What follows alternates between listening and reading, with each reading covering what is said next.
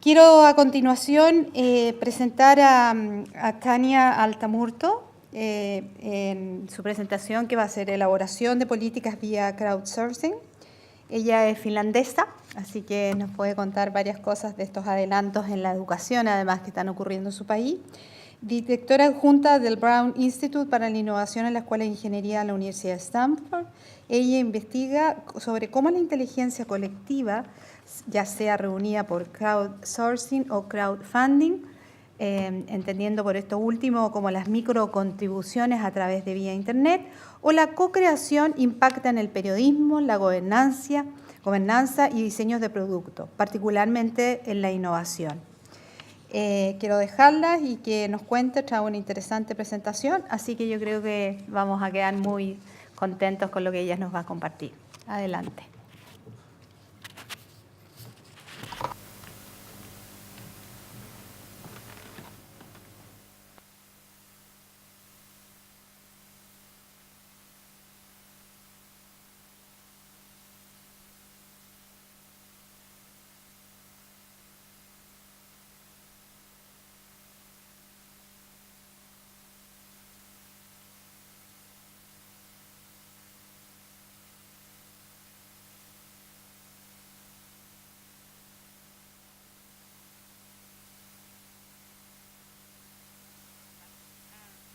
Buenos días a todos, es un agrado estar con ustedes, muy interesante, gracias por invitarme, a los organizadores y al público presente. Es mi primera vez en América del Sur, primera vez en Chile, así que estoy muy emocionada de estar aquí. Voy a hablar acerca de dos tecnologías hoy distintas, acerca de crowdsourcing y gestión de políticas y la realidad virtual, y cómo podemos usar la realidad virtual como los visores de cartón de Google. Así que comencemos con, primero viajemos a mi país de origen, que es Finlandia, que está muy lejos en el norte, en Europa del Norte, y en Finlandia estamos justo en el círculo polar ártico, así que tenemos nieve casi todo el año. Así que piensen como la Alaska o como Alaska o la parte norte de Canadá. No movemos mucho en motos de nieve, porque hay nieve en todos lados, y esa es una forma muy conveniente de moverse. Y ahora vamos a conocer a Jaska, que es un finlandés común y corriente que vive en el campo. Él vive en un área bastante remota, que está como a 1 hora de donde yo crecí, cerca del Círculo Polar Ártico. Le toma 1 hora llegar a la oficina postal más cercana o a la tienda para poder hacer sus compras. Y por eso usa su moto de nieve para ir al correo, y también tiene algunos ciervos, así que usa su moto de nieve para arrear a sus ciervos. Pero él no está muy contento acerca de cómo y dónde él puede andar en su moto de nieve.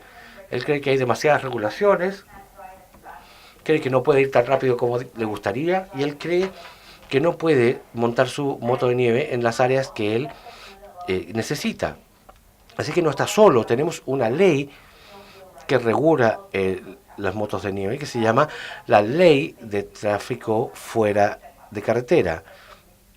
Y esta ley regula lo que pasa fuera de las carreteras o los caminos establecidos, y, por ejemplo, regula también los ATV, los vehículos de 4 ruedas de fuera de carretera en el verano. Y esta ley no se ha actualizado y debe revisarse. Y la ley tiene dos funciones básicas. La primera, debe proteger a la naturaleza de los daños del tráfico, y también debe asegurar la seguridad de la gente que usa estos vehículos de fuera de carretera y de otras personas. Y debido a todas estas quejas y este debate público alrededor de esta ley, el Ministerio del Medio Ambiente dijo: reformemos esta ley. Pero esta reforma no es tan simple, porque hay tantos temas distintos y tantos grupos de interés que tienen opiniones y responsabilidades alrededor de esta ley. Por ejemplo, tenemos los derechos de los propietarios, gente que es dueña de un bosque y cualquier tipo de tierra en Finlandia, así que ellos deben compensárseles cuando usted utiliza su bosque para andar en su moto de nieve. También tenemos la gente indígena en Finlandia, tal como ustedes tienen aquí, y nuestros indígenas en Finlandia son los Sami, y son indígenas y estamos muy orgullosos de tener gente indígena y viven en el norte de Finlandia y usan motos de nieve para cazar, para pescar, para mover sus cosas y para hacer cosas que ellos han hecho por miles de años. Quizás ellos deberían tener unos derechos especiales en la ley que distintos a los de la población en general. Y estas personas como Yaska y otra gente, bueno, todo el mundo tiene derecho a un ambiente en paz. Por ejemplo, usted tiene una cabaña en el campo en Finlandia, tal como podría tenerlo en Chile, y alguien empieza a pasar o hace una ruta para pasear con motos de nieve delante de su cabaña, también usted no va a estar contento. Entonces, estas son todas las opiniones y las perspectivas que los que hacen las políticas están tratando de escribir una mejor política al respecto. Así que la idea es reformar la ley, pero reformémosla de una manera distinta. Involucremos a los ciudadanos en el proceso para hacer la ley. No tengamos solamente a los legisladores y los políticos, sino que también involucremos a los ciudadanos para que podamos hacer una mejor ley. Y lo que pasó ahí es que utilizamos un método que se llama crowdsourcing, que es una llamada abierta, que es colaboración abierta. Es una llamada en línea para que la gente participe. Y la idea de esto es someter a la opinión pública las ideas para poder generar políticas mejores. Lo que pasó en Islandia hace algunos años, hubo un gran proyecto para hacer una reforma constitucional y mucha gente participó en línea, envió conocimientos y comentarios y los legisladores que estaban haciendo la Constitución recibieron información que no habrían recibido de otra manera. Así que se nos inspiró en Finlandia con este proceso en Islandia y nuestro Comité para el Futuro y el Parlamento finlandés dijeron, seamos pioneros en este nuevo movimiento de políticas abiertas, de gestión de políticas de manera abierta y hagámoslo de esta manera. Entonces lo que pasó hasta ahora, muchos años antes, la Agencia Federal de los Estados Unidos han utilizado esto en reformas de políticas, por ejemplo, las agencias de gestión del ambiente, cuando reforman sus estrategias fundamentales, ellos le piden a la gente que contribuya en línea para que su posición sea lo más fuerte posible. Así que de la misma manera en Finlandia establecimos un sitio web, le pedimos a la gente que contribuyera con sus ideas, con distintas categorías acerca de esta ley. Por ejemplo, la seguridad. Le pedimos a la gente que contestara preguntas de cómo mejorar la seguridad del tráfico y cuáles son las opciones que tendríamos. Otra categoría incluye, por ejemplo, límites de edad, cómo debieran regularse los límites de edad, cuál es su conocimiento, cuáles son sus experiencias al respecto. Y la gente enviaba sus ideas con este formulario y todas estas ideas aparecerían en la plataforma. Todo el mundo podía verlas, todo el mundo podía comentarlas y podía votar con el dedo arriba, el pulgar arriba o el pulgar abajo, like o no, y podían participar en cualquier cosa y en diseñar este proceso. También le pedimos preguntas a la gente. Bueno, ahora, ¿le gustaría a usted tener más vigilancia del tráfico, más policía? ¿Qué significaría esto en costo, etcétera? Entonces también auspiciamos este tipo de intervención en la plataforma. También tuvimos muchas caras en este proceso, como vimos acá. En la primera fase le pedimos a la gente que estábamos haciendo mapas de problemas y le preguntamos a la gente qué problemas tenían con la ley actual, con el tráfico, etcétera. Y tomamos toda la información, la ordenamos, decidimos la segunda fase donde le pedimos a la gente que resolviera estos problemas. Así que avanzamos del tipo de modo de queja y centrado en los problemas, sino en un modo más de constructividad y resolución de problemas. Y luego analizamos toda la información, la evaluamos usando evaluación experta con un panel de expertos internacionales y también aparecimos como un método de evaluación de la gente en general. Ahora, sé que ustedes te preguntan qué significa en términos de gestión de políticas en general, qué significa el sistema legislativo finlandés. Entonces, en el proceso tradicional de generación de leyes, como funciona en Finlandia, tenemos servidores públicos en el gobierno, que son los que hacen los borradores, esa investigación por la ley y presentan el proyecto de ley. Y los nombra el Parlamento o el gobierno, trabajan con el Parlamento, con grupos lobistas que tratan de hacer que sus grupos de interés también tengan su parte de la ley, y cuando está lista se envía al Parlamento, que ya sea la acepta, dice que no, que hay que revisarla, o simplemente la rechaza. Así que el Parlamento es el que al final toma la decisión por las políticas y las leyes de Finlandia. Ahora, cuando usamos al crowdsourcing o las multitudes o la colaboración abierta, tenemos un punto de datos que participan en la creación del proyecto de ley. El Parlamento todavía decide, la gente no decide al respecto. No es una elección, ni un plebiscito, ni un referéndum, pero la gente trae más conocimiento y más puntos de vista a la redacción de esa ley. Así que, para enfatizar esto, cuando hablamos acerca de la colaboración abierta en la gestión de políticas, no hablamos de democracia directa, porque la gente no toma la decisión, la gente es parte del proyecto de planificación, trae conocimientos extra, algo que no habrían tenido los que hacen las políticas sin esas personas. Ahora, la colaboración abierta no es una encuesta de opinión, sí o no, quiere esto o no lo quiere, porque si quisiéramos hacer eso, tendríamos una muestra al azar de personas, les daríamos un par de opciones, y esa es la forma en que hacemos encuestas de opinión pública. Pero en la colaboración abierta tenemos, en esta etapa, no están esas opciones, así que estamos mirando a ese conocimiento de preguntas abiertas para gestionar políticas públicas más fuertes. Y cuando hablamos acerca de la colaboración abierta como un proceso, podemos involucrar a la gente en distintas partes. Ellos pueden ser parte de la búsqueda de conocimientos, de la evaluación, de la redacción de la política, y pueden hacer comentarios en un borrador, y también tenemos la política reformada. Y aunque uno podría decir, ¿por qué utilizamos la colaboración abierta? Porque si la gente no puede decidir, no es un método de democracia directa. La razón es que esta calidad epistémica que puede traer conocimientos que no tendríamos de otra manera. ¿Y cómo funciona esto? Cuando las leyes se están escribiendo, hay un grupo de expertos que trabajan en la ley, y siempre son los mismos lobistas, las mismas investigaciones que proveen la información a la ley. Y luego es el Parlamento el que decide al respecto. Pero cuando nosotros utilizamos la colaboración abierta, es que lo que pasa cuando decimos en la gestión de ciencia e ingeniería, extendemos el conocimiento de este grupo pequeño de expertos a cientos de miles de personas en Finlandia.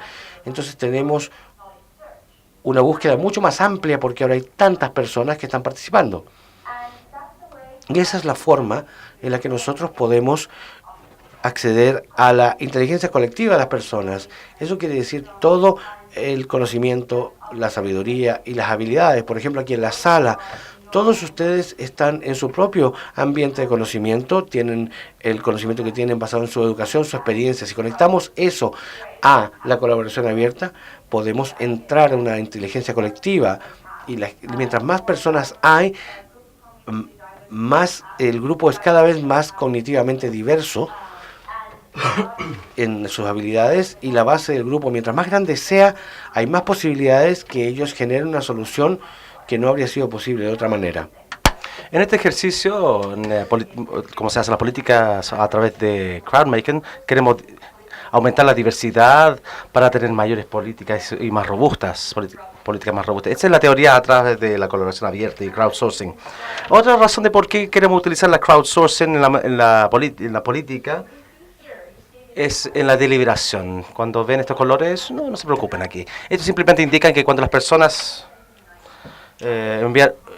hace un comentario sobre esa idea, alguien tiene una idea, pues un comentario, y aquí están los comentarios sobre esa idea. Las políticas argumentan, dicen, por ejemplo, yo creo que la idea de tener más policías monitoreando lo ilegal es mejor que otra opción presentada, por ejemplo. Y como pueden ver, las personas son bien detalladas y les gusta elaborar sus razonamientos y justificaciones, que es bueno, porque queremos tener personas deliberar. Queremos que deliberen las personas y así aprenden. Esos son nuestros hallazgos de investigaciones, que en cómo se hacen las políticas con crowdsourcing se puede deliberar, y también hay aprendizaje. Las personas aprenden de los unos y de los otros, y también aprenden de los expertos, quienes son las personas en las plataformas, y las personas pueden hacer preguntas a los funcionarios públicos también.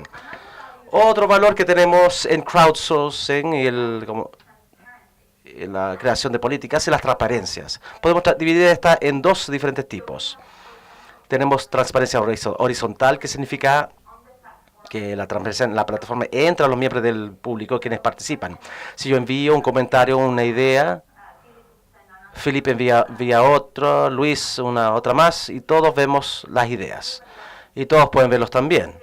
Entonces es una transparencia horizontal. Yo puedo ver que en esa parte de Finlandia, en el norte, por ejemplo, la calidad de la nieve es así. Las condiciones de nieve son así, mientras en el sur son diferentes. Estoy aprendiendo, viendo, y la transparencia horizontal es, por supuesto, muy bueno. Tremendamente menos transparencia vertical, que significa que la transparencia del público al gobierno. Los ciudadanos saben que esta ley se está siendo evaluado y reformada, entonces ahora yo tengo que participar, y cómo yo puedo utilizar esta oportunidad y utilizar mi derecho de participar también.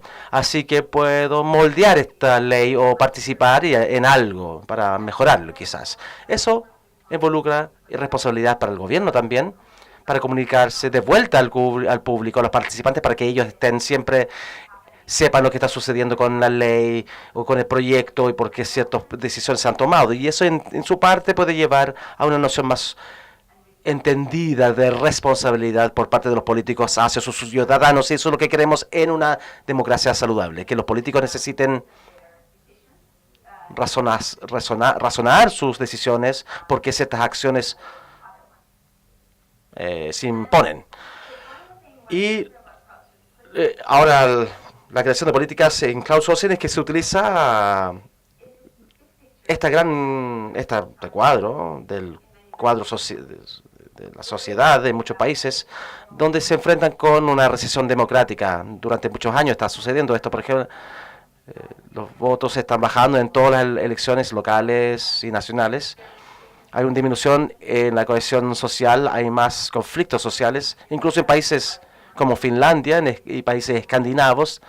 Hay más racismos, enfrentamos con una gran crisis de migración de los sirios, y vemos que el racismo está sucediendo todos los días, que es terrible. Y también hay una desconfianza en las instituciones políticas. Y cuando nos enfrentamos con este tipo de crisis, cuando hay una disminución en la confianza y un aumento en la inequidad social y también problemas en la sociedad. Y eso no es bueno para los niños, especialmente en países donde hay cada vez más crimen y desconfianza en las instituciones políticas. Así que hay que hacer algo al respecto. Una cosa que podemos hacer es que podemos utilizar métodos como crowdsourcing como una innovación democrática, para que surjan nuevas maneras de captivar a los ciudadanos para que ellos participen en la política, en la creación de políticas. Las innovaciones democráticas son todos estos métodos que podemos utilizar para capturar a las personas entre las elecciones, todo lo que esté más allá de una noción de votaciones de políticas. No estoy diciendo simplemente que la innovación democrática simplemente es la escalera al cielo o al paraíso. Ojalá fuera así, pero no estaría aquí, sino porque no tendría problemas o no tendría que hacer ninguna solución a nada. Pero sí creo que tenemos una oportunidad, que podemos tomar un paso hacia una mejor sociedad si tratamos de utilizar esta tecnología de una manera pionera para ver dónde nos puede llevar. Así que podemos volver a Jaska, quien es nuestro héroe de hoy. Él fue uno de los participantes más activos en esta reforma de leyes del tránsito en Finlandia, utilizando su dispositivo de su pueblo muy remoto para participar en la plataforma, y cualquier prueba que sus comentarios, sus ideas, y él se convirtió en una parte de esta noción de inteligencia colectiva. Crowdsourcing. Lo que significó para él y para muchas personas quienes participaron y entrevistamos en un estudio, los participantes sintieron que obtienen un empoderamiento cuando participan. Por ejemplo, esta persona que entrevistamos dijo: Es la primera vez en mi vida que siento que estoy participando en la creación de la democracia e influenciando a los tomadores de decisiones en esta sociedad. O la toma de decisiones en esta sociedad. Se siente mucho más auténtico que simplemente votar por alguien. Esta es la perspectiva de los participantes que estoy mencionando ahora. Podemos hablar mucho sobre esto, que las tecnologías, que es muy importante porque la tecnología es el medio, el facilitador de crowdsourcing en la creación de políticas, pero de igual importancia enfocarse en el punto de vista de los participantes para entender de qué significa para ellos participar. Y así diseñar mejores procesos y mejores tecnologías para facilitar esto. Tenemos un fuerte sentido de empoderamiento entre estas personas que participan. También piensan ellos que se sienten más robustos a los procesos de toma de decisiones, más cercanos a los procesos políticos en general. Y les gusta el acceso fácil que se mencionó esta mañana. Por ejemplo, esta persona a quienes entrevistamos dijo, la única manera de hacer una diferencia de acá, en el campo, realmente es en línea. Todas las otras actividades significa que uno tiene que manejar todo el auto en el auto para llegar a alguna parte. En Finlandia hay muchos lugares muy remotas y uno puede estar conduciendo por horas para llegar al primer pueblo o ciudad. E incluso las personas ahora que viven en estas áreas, zonas muy remotas, pueden participar, pueden mostrar sus ideas. Ahora, esta tecnología muy simple, crowdsourcing, plataforma abierta, en línea, hace que las personas puedan participar a través de sus tablets, sus computadores, sus celulares, y ahora pueden conectarse a este tipo de plataforma. Otra cosa que notamos en este proceso es que hay muchas personas quienes son activos cívicamente hablando. Cuando hicimos este estudio le llamamos desenmascarar al público. ¿Quiénes participan? ¿Por qué participan? Cuando descubrimos a las personas, enmascaramos a las personas, notamos esto. 70% de las personas son bastante activas en las plataformas abiertas, en línea, expresan su opinión, están acostumbrados a eso. No solamente temas políticas o la creación de políticas, pero otros temas. Como 50% de ellos realizan trabajo voluntario en organizaciones, 30% de estos tienen contacto con los representantes nacionales en el gobierno o las municipalidades o los consejos ciudadanos. Quizá uno piensa que, son personas que son activos cívicamente. Sí, tenemos a esas personas, pero también hay que saber que hay 30% de personas quienes no son activos. Esas son las personas que nos emocionan porque queremos capturar a esas personas que no están acostumbradas a ser parte de la creación de democracia. Esta es la promesa que tenemos y es algo que tenemos que explorar más aún, cómo incorporar personas que no son muy activos. Y así podemos hablar sobre todos en general y hablar sobre la creación de políticas más inclusivas y la toma de decisiones más inclusivas también. Ahora, como resultado de esta nueva reforma de leyes, ahora se está reformando muchas leyes a un proceso de crowdsourcing sobre la responsabilidad limitada en en la ley de compañías de vivienda por la ministra de Justicia, leyes que regula todas las asociaciones de condominios, de viviendas o de inmobiliarias, entonces regula la vida de millones de personas todos los días. Nuevamente, hay una participación muy activa, como en la ley de tráfico, de tránsito, muchos comentarios surgieron, miles. En este caso, las personas también fueron muy activas. Y ahora voy a resumir simplemente muy brevemente de qué significa, cuál es el valor de la creación de políticas utilizando crowdsourcing. Ya hablé de todos estos puntos y primero que todo obtenemos conocimiento, obtenemos diferentes tipos de conocimiento que los funcionarios civiles utilizan. Porque personas quienes participan no tienen ese tipo de expertise política, pero tienen expertise por el público en general, ya sea la condición en la que ellos están.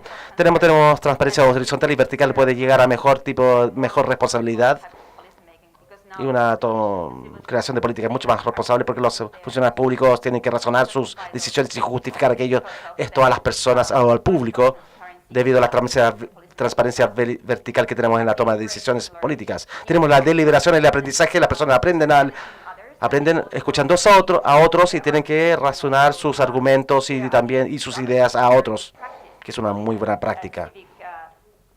Se llama la práctica cívica para poder expresar sus puntos de vista, sus opiniones y razonar y difundirlo a otras personas también. Entonces, una práctica que también que motivamos a las personas que lo hagan. Tenemos empoderamiento ciudadano, personas que participan, donde son activos cívicamente, pero también personas que no son tan activos.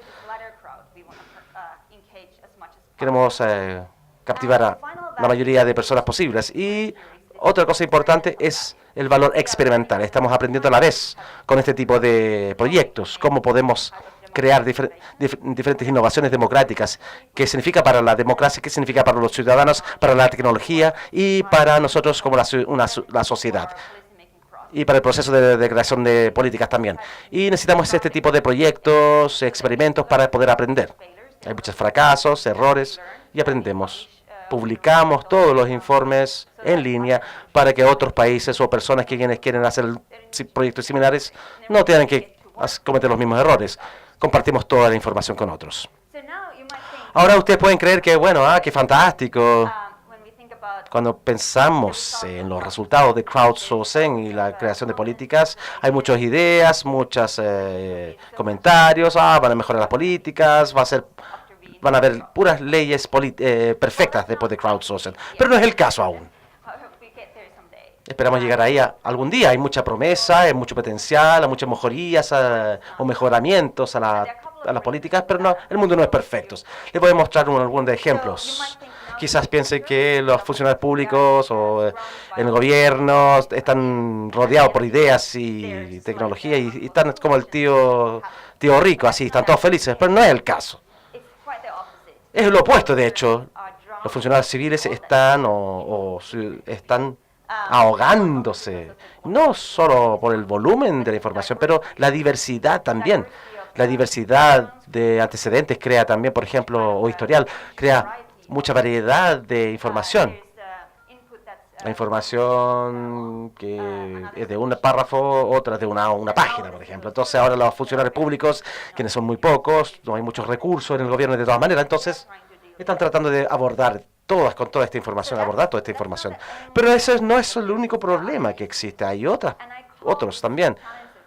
Este desafío que llamo yo es un gran conflicto entre la lógica de la creación de políticas y la lógica del público. Tratamos de combinar estas dos cosas. Hay un gran conflicto, como una fisura, no ruptura, porque las culturas son tan diferentes y la lógica de la público es muy diferente y el de la creación de políticas también. Ahora, ¿por qué? Para mencionar un par de cosas, aparte de todas las diferencias culturales que existen, como que el público es ad hoc y es más espontáneo, mientras la creación de política es muy estructurado y muy tradicional. Pero también tenemos input, enorme cantidad de ideas, información para una política cuando utilizamos crowdsourcing. Pero en la creación de política tradicional es muy poca información. Proviene de cierta cantidad de expertos conocidos, los mismos políticos, los mismos lobistas, grupos de interés. Todos conocen y todos saben de dónde provienen las ideas. En el crowdsourcing las ideas provienen de un público anónimo, nadie sabe quién presentó las cosas a menos que quieran hacerlo público, y no importa quiénes son porque se trata del contenido. ¿Cuál es la idea? Como dijo Philip, se trata de la creación de políticas basadas en evidencia, pero la realidad política no funciona así a menudo, pero funciona en consenso, en compromisos por parte de la gente involucrada, pero ahora hay un enorme público y no tiene una agenda, puede tener como 500 agendas y todos esos deben canalizarse a una política en particular. Por lo tanto, estos son desafíos y problemas que estamos tratando de resolver en nuestro trabajo como investigadores, científicos e ingenieros políticos. Y una solución sería encontrar una mejor síntesis y mecanismo de evaluación que ayudaría el trabajo de estos capítulos legales, y los funcionarios públicos están tratando de canalizar esa información hacia una política de una manera significativa. Digamos que hay 500 ideas, es el input del público. ¿Cómo se evalúa toda esta información? ¿Cómo se sintetiza de una manera significativa para poder así utilizarlo en la política en particular? Hay soluciones que estamos testeando. Uno que se llama el crowdsourcing integrado. Cómo funciona es que hay un borrador de la política redactado por la parte legal y luego los miembros del público y pueden dejar comentarios, igual como en Google Documents. Lo estamos testeando en Palo Alto, en Estados Unidos, cerca de Stanford University. Estamos usando Crowdsource a su plano de diseño de la ciudad durante los próximos 15 años. Y una persona que quisiera enfatizar aquí es una cosa, es que tenemos tantos desafíos y a la vez tenemos tantas oportunidades y tantos desafíos en la creación de políticas utilizando crowdsourcing. Ahora, ¿por qué no importa? ¿Por qué haríamos eso? Bueno, pareciera ser tan complejo la cosa, pero ¿por qué me importa y por qué debiésemos querer importarnos a todos? Son personas como Jaska, gente común y corriente, ya sean finlandeses o chilenos, quienes quieren participar utilizando su celular de ese pueblo tan alejada. Leen toda la información relacionada a las leyes, quieren informarse con todas las cosas cívicas y están haciendo esto. Pero ahora nos falta alguna de estas soluciones y eso enfatiza mucho de mi trabajo porque quiero que personas como Jaska puedan participar para que él y su información puede también llevarse a cabo, puede canalizarse también de una manera significativa. Ahora voy a hablar sobre la última parte de mi presentación, sobre la realidad virtual. Primero quisiera preguntar, ¿cuántos de ustedes saben qué es esto? 2 personas saben qué es esto, ¿ok? Quizás es algo nuevo para ustedes. Voy a hablar sobre la realidad virtual y sobre esta realidad virtual cinematográfica. Hablemos primero de la realidad virtual tradicional. Esta es como que generación computarizada, mundos artificiales. Aquí, por ejemplo, esta niña no se puede ver su cara, pero tiene esto, ¿sí? Está utilizando un visor así. Ella está en un mundo generado computarizado y está tocando un delfín, pero no es un delfín de verdad, no es el mar de verdad. Es todo computarizado, es todo artificial. Utilizamos este tipo de realidad virtual en juegos de computaciones, simulaciones deportivas. Los bomberos utilizan este tipo de simuladores en situaciones de incendio, etcétera. Esto es lo que conocemos desde los 80. Y ahora estoy hablando sobre la realidad virtual cinemática. Cinemática significa que estamos hablando sobre videos reales. Videos que van a 360 grados. Es como un video esférico que te rodea por completo. Lo que sucede es que uno tiene una cámara que parece una pelota y tiene lentes por todas partes, como pueden ver acá. 2 cámaras diferentes, Nokia, Oso y Google Jump. Todas estas lentes, Google Jump básicamente, de 16 cámaras. Se coloca la cámara en mitad de la habitación o sala y toma fotos de video de todos, fotografías. Y después cuando se utiliza se coloca en la cabeza y se ve 360 grados y uno está ahí en el medio. Ahora, ¿por qué esto es tan revolucionario? Es porque esta tecnología está desarrollándose tan rápido, nunca he visto un desarrollo tan rápido.